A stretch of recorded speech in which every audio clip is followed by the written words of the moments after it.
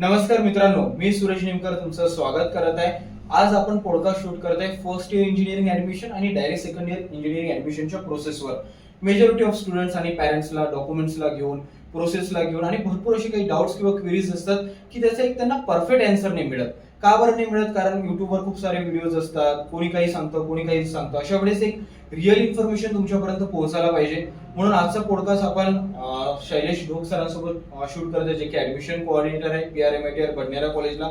आणि सोबतच या पॉडकास्टमध्ये जे मला पण सुद्धा कमेंट बॉक्समध्ये सर डाऊट्स येतात की सर मी EWS कॅन्डिडेट आहे, ACBC आहे, कास्टबिलिटी नाही निघाली, टोकन चालणार का, रेसिप्ट चालणार का, सगळ्या टाईपचे डाऊट्स आपण कव्हर करणार आहे.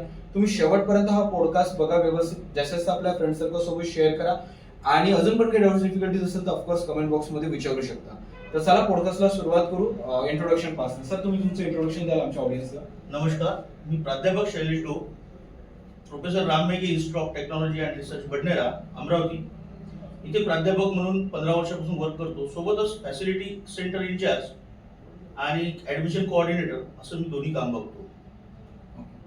सो आता ऑफकोर्स सर इंजिनिअरिंगचं ऍडमिशन प्रोसेस चालू झाले, फर्स्ट इयर असो की डायरेक्ट सेकंड इयर असो, तर रजिस्ट्रेशन करताना मेजॉरिटी ऑफ मिस्टेक्स काय करतात स्टुडंट्स? शक्यतो मुलांना डॉक्युमेंट बद्दल माहिती फार कमी राहते आणि तेच डॉक्युमेंट अपूर्णता असल्यामुळे त्यांचे फॉर्म्स पूर्ण होत नाही. हा सगळ्यात मोठा इश्यू आहे. सगळ्यात मोठा इश्यू आहे.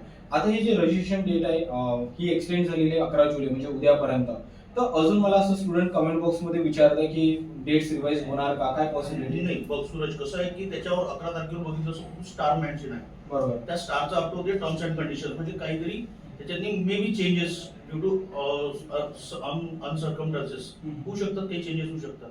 पण असं समजू की उद्याची म्हणजे 11 तारीखच लास्ट डेट आहे. पण शक्यतो आपण जर चेंज झाली किंवा एक्सटेंड झाली तर आपला फायदा झाला. बरोबर. नाहीतर उद्यापर्यंत आपल्याला करावंच लागेल. म्हणजे एकदा मेन्शन केले तर आपण त्यालाच लास्ट डेट चालायला पाहिजे. आता याच्यामध्ये सर स्क्रुटिनी असतं, फिजिकल स्क्रुटिनी असतो. भरपूरदा पॅरेंट्स आणि स्टुडंट्स एकच विचारतात सर मी कोणतं स्क्रुटिनी सिलेक्ट करायला पाहिजे. तुम्हाला काय वाटतं? पॅरेंट्सचे जर सगळे डॉक्युमेंट्स क्लिअर असतात, सगळे आहे आणि त्यांना पूर्ण माहिती आहे आणि तू खूप दुरून राहत असेल, खेड्यापाड्यात राहत असेल, त्याच्या गावापासून 150-200 किलोमीटर जर कोणतं फॅसिलिटी सेंटर दूर पडत असेल तर त्यांना स्क्रुटिनीच घ्यायला पाहिजे. बरोबर. आणि जर तो शहरात असेल त्याच्या शहराच्या 5 किलोमीटर 10 किलोमीटर अंतरावर असेल एखादं सेंटर, तर त्याने तिथे जो व्हिजिट द्यायला पाहिजे. कारण कसं आहे की तिथे गेल्यानंतर त्याला बरीचशी माहिती मिळू शकते आणि मिस्टेक्स त्याच्या अवॉइड होऊ शकतात. ठीक आहे. तर आता बघा सर, आपण जेव्हा रजिस्ट्रेशन करतो तर तेव्हा एखादं डॉक्युमेंट नाही, for example me category student बद्दल बोलतो की माझ्याकडे कास्ट व्हॅलिडिटी नाही आहे किंवा NCL नाही आहे, तर अशा कंडिशन मध्ये त्यांनी रजिस्ट्रेशन करायला पाहिजे की काय, कसं? नाही, कास्ट सर्टिफिकेट किंवा नॉन क्रिमिलियर किंवा कास्ट व्हॅलिडिटी ह्या पर्टिक्युलर कॅटेगरीसाठीच लागू आहे. बरोबर. परंतु बऱ्याचशा ठिकाणी EWS सर्टिफिकेट ओपन कॅटेगरीला लागते आणि त्याच्याकडे ते अवेलेबल नाही राहत. आणि कोणत्याही मुलाला EWS सर्टिफिकेट हे त्या वर्षाचंच अपडेटेड पाहिजे. बरोबर. जसे नॉन क्रिमिलियर हे कमीत कमी मार्च 26 पर्यंत अपडेट आहे, तसे EWS हे 25-26 व्हॅलिड पाहिजे. तर त्याच्या अगेन्स्टमध्ये तो त्याची रिसिप्ट वापरू शकते आणि ती रिसिप्ट ही शेवटच्या राऊंडच्या रिपोर्टिंगच्या शेवटच्या डेट पर्यंत व्हॅलिड राहील. त्यानंतर त्याची ऍडमिशन ऑटो कॅन्सल होईल. ऑटो कॅन्सल होईल. म्हणजे आता मी थोडंसं ना समजण्यासाठी आपल्या स्टुडंटला आणि पॅरेंट्सला एकदम व्यवस्थित विचारतो. मी सूरज नेमकर आहे, मी OBC कॅन्डिडेट, माझ्याकडे कास्ट व्हॅलिडिटी नाही आहे इन केस, तर मी त्या रिसिप्ट आणि टोकनच्या बेसिसवर क्लेम करू शकतो की मी जनरल OBCचा किंवा कॅन्डिडेट OBCचा कॅन्डिडेट आहे. माझं रजिस्ट्रेशन पण होईल, माझं प्रोव्हिजनल मेरिट लिस्ट आणि फायनल मेरिट लिस्ट मध्ये पण ऍडमिशन कॅटेगरी वगैरे तेच लिहून येईल. आणि सगळ्या राऊंड्स मध्ये पण ऍडमिशनचा जो कोटा असतो म्हणजे कॅटेगरीचे कट ऑफ थोडे कमी असतात तेव्हा पण कन्सिडर होईल माझी जनरल OBC. पण इन केस जर मी चौथा राऊंड कम्प्लीट व्हायच्या अगोदर जर ते डॉक्युमेंट सबमिट नाही करू शकलो तर माझी ऍडमिशन डायरेक्ट ऑटो कॅन्सल होईल. म्हणजे मी जनरल ओपन मध्ये कन्सिडर पण नाही. नंतर मग तू ओपन मध्ये कन्वर्ट करून ती ऍडमिशन मॅनेजमेंट किंवा इन्स्टिट्यूट लेवल कोट्याला घेऊ शकतो. ओके, म्हणजे मी इन्स्टिट्यूट कोटाचा नॉन कॅप आहे त्याच्यासाठी मग मी जनरल ओपन करू शकतो. ओके, चला. पण विद्यार्थ्यांनी थांबायला नाही पाहिजे, म्हणजे रजिस्ट्रेशन करून घ्यायला पाहिजे. ओके. आता आपण रजिस्ट्रेशन केलं, प्रोव्हिजनल मेरिट लिस्ट. नेमकी सर प्रोव्हिजनल मेरिट लिस्ट काय असतं, म्हणजे काय आहे? प्रोव्हिजनल मेरिट लिस्ट म्हणजे कसं आहे की लिस्टचे 2 पार्ट आहे की बऱ्याचशा मुलांकडे त्यावेळेस काही डॉक्युमेंटचे नसतात, तर त्यावेळेस त्याचा ओपन म्हणून रजिस्ट्रेशन करून टाकतो आणि मग त्याला जाऊन एखादं डॉक्युमेंट मिळते आणि मग तो जनरल कन्वर्ट होतो. आणि ग्रीव्हन्स पिरियड मध्ये तो येऊन ते डॉक्युमेंट सबमिट करतो आणि तो कन्वर्ट होतो पुन्हा त्याच्या रिअल कॅटेगरी. तर ग्रीव्हन्सच्या पहिले जी आहे तिला प्रोव्हिजनल मेरिट लिस्ट म्हणतात जाते आणि ग्रीव्हन्स करून म्हणजे ज्या काही त्रुटी आहे त्याच्या याच्यातल्या डॉक्युमेंट्सच्या त्या दुरुस्त करून तो फायनल मेरिट लिस्टला जातो. ओके. आणि म्हणजे असं समजा की प्रोव्हिजनल मेरिट लिस्ट आणि आपल्याला हा जो टाइम आहे 18 जुलै पकडू आपण आताच्या शेड्यूल नुसार, बरोबर. तोपर्यंत आपल्याला टाइम आहे आपले सगळे डॉक्युमेंट सबमिट करायचे, अजून चांगला टाइम आहे. बरोबर. बाकी तर आहेच म्हणा राऊंड कॅप 4 पर्यंत, पण इथपर्यंत पण टाइम मिळेल. आणि मग एकदा फायनल मेरिट लिस्ट जर डिक्लेअर झाली इन केस, तर मग मला काही चेंज नाही करता येत. नाही, एकदा फायनल मेरिट लिस्ट झाली की तुम्ही ऍज इट इज राहा. ऍज इट इज राहणार. आणि सर अजून एक गोष्ट आहे की प्रोव्हिजनल मेरिट लिस्ट मध्ये कोणकोणते डिटेल्स चेक करायला पाहिजे मेजर? प्रोव्हिजनल मेरिट लिस्ट मध्ये आपण चेक करायला पाहिजे आपली कास्ट कॅटेगरी व्यवस्थित आली का, बरोबर. त्यानंतर आपला जो मेरिट नंबर आलेला आहे तो युनिव्हर्सिटी मेरिट नंबर व्यवस्थित आहे का, स्टेट लेवल मेरिट नंबर बरोबर आहे का, त्याच्यानंतर आपण जनरल मेरिट नंबर आलेला आहे का, त्या सगळ्या गोष्टी ज्या ज्या कॅटेगरीज मध्ये आपण बसतो त्या सगळ्या चेक करायला पाहिजे. ओके. आणि नॉमिनल जर आणि- स्पेलिंग याच्यामध्ये जर कुठेतरी थोडंसं तुम्हाला वाटत आहे की चुकलं आहे तर लगेच ग्रीव्हन्सला जाऊन ते दुरुस्त करून घ्यायला पाहिजे. आणि इन केस नॉमिनल जर मिस्टेक आहे, समजा माझ्या आईचं नाव कल्पना आहे फॉर एक्झाम्पल, त्याच्या स्पेलिंग मध्ये काही मिस्टेक आहे, ए मेन्शन नाही केलं, तर अशा छोट्या गोष्टीसाठी पण करायला पाहिजे. कसं आहे की बऱ्याचशा वेळेस काय होतं की एकाच याची दोन स्पेलिंग बसते. जसं की समजा फॉर एक्झाम्पल आता पूजा नाव आहे, तिचं स्पेलिंग होऊ शकते POOJA किंवा PUJA. Right. या केसमध्ये त्याला त्याचं काही वेगळं करायची गरज नाही आहे. ते one at the same meaning आहे. पण त्याच पूजाचं जर राधा होत असेल ओके. तर that is a big difference. तर त्याच्यासाठी त्याला ते वेगळं द्यावं लागेल, आणि त्यासाठी त्याला ॲफिडेव्हिट द्यावं लागेल किंवा ते दुरुस्त करून आणावं लागेल. पण एक ए जास्त लावला, अथर्वा झाला किंवा अथर्व झालं तरी ते एक्सेप्टेबल आहे. एक्सेप्टेबल. आणि सर आता माहित नाही हा एरर इथे तर अजून आलेला नाही फर्स्ट इयर किंवा डायरेक्ट सेकंड इयर, पण आता पॉलीच्या मुलांचा पहिला कॅप झालेला आता, ऑप्शन फॉर्मची आज लास्ट डेट आहे.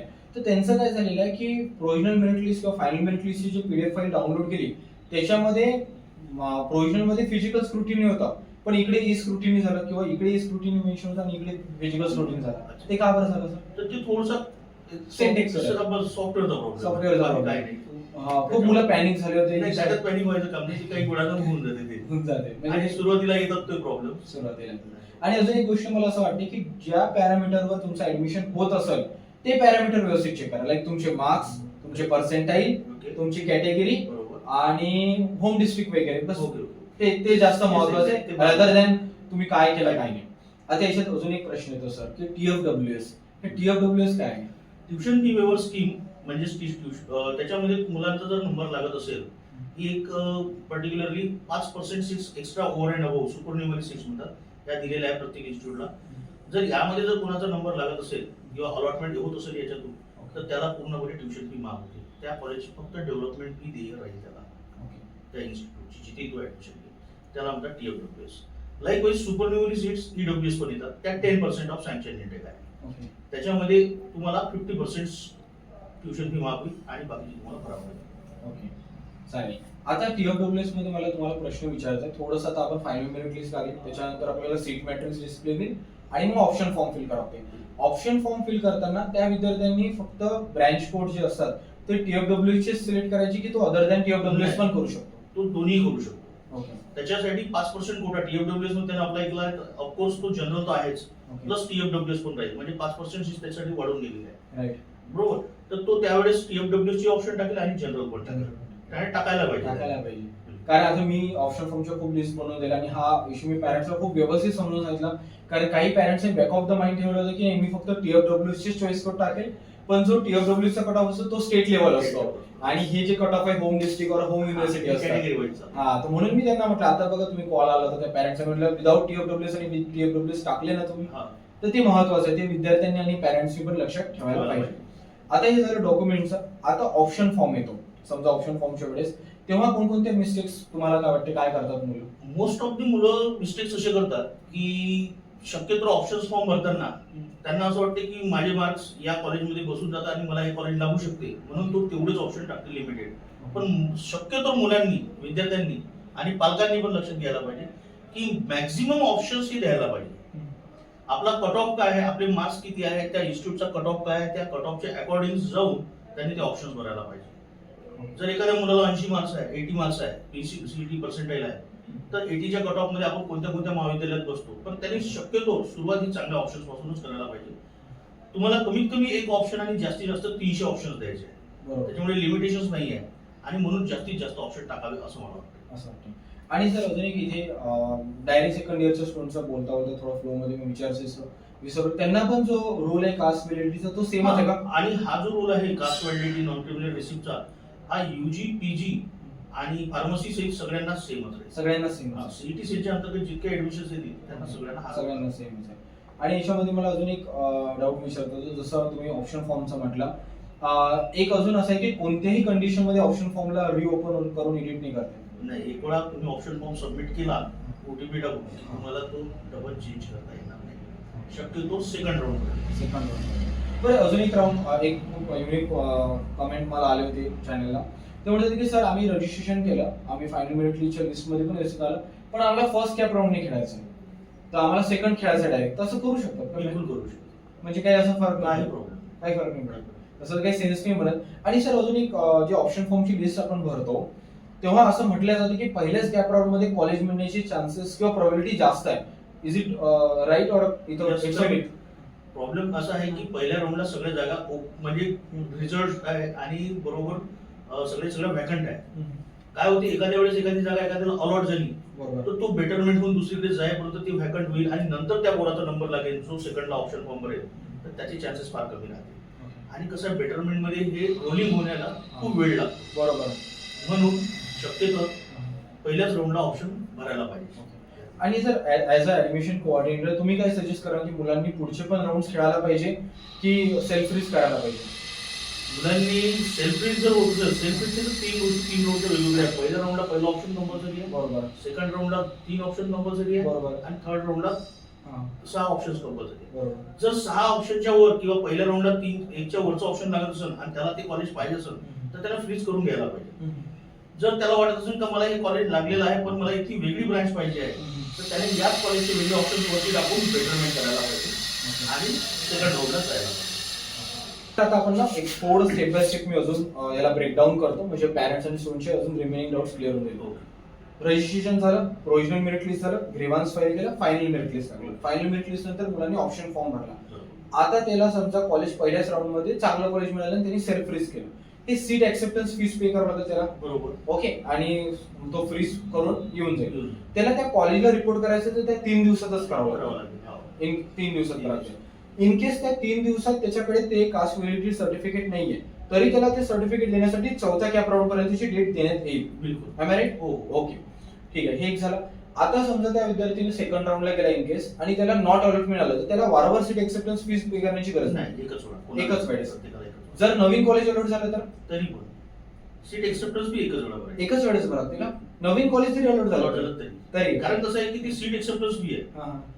हा, ती कॉलेज कोणती अलॉट झालं ते तर बेटरमेंट मध्ये गेला, तो नवीन कॉलेज झाला, नवीन कोर्स भेटला त्या कॉलेजचा, तर ती ऍक्सेप्टन्स ती ऑलरेडी पे केली आहे म्हणूनच भेटला. आणि जो ऍक्सेप्टन्स घेईल तोच त्याचंच ते फ्रीज राहील, म्हणजे ऑप्शन बेटरमेंट मध्ये. बरोबर. लक्षात आलं. आता टेंटेटिव्हली थोडाफार शेड्यूल मी जर इथे बघत आहे तर तो आला आहे 21 जुलै पर्यंत. काय राहू शकतं पुढचे डेट्स, काय राहू शकतात? लास्ट वीक ऑफ जुलै पासून कदाचित ऑप्शन फॉर्म स्टार्ट होतील. ओके. आणि म्हणजे त्या ऑप्शन फॉर्म साठी 3 ते 4 दिवस देतील आणि त्यानंतर ते अलॉटमेंट आणि मग त्याचा रिपोर्टिंग टाइम देतील. आणि पूर्ण असं काही सर्क्युलर वगैरे आलाय का AICTEचा म्हणा किंवा सीईटी सेलचा की ऍडमिशन प्रोसेस कधीपर्यंत एंड करायचं? नाही, अशा टाईप तर काही दिलेलं नाही कोणत्याच प्रकारचं. ओके. पण शक्यतो जी कट ऑफ डेट असते ती ऑगस्टच्या एंड पर्यंत किंवा सप्टेंबरच्या फर्स्ट सेकंड वीक पर्यंत चालू आहे.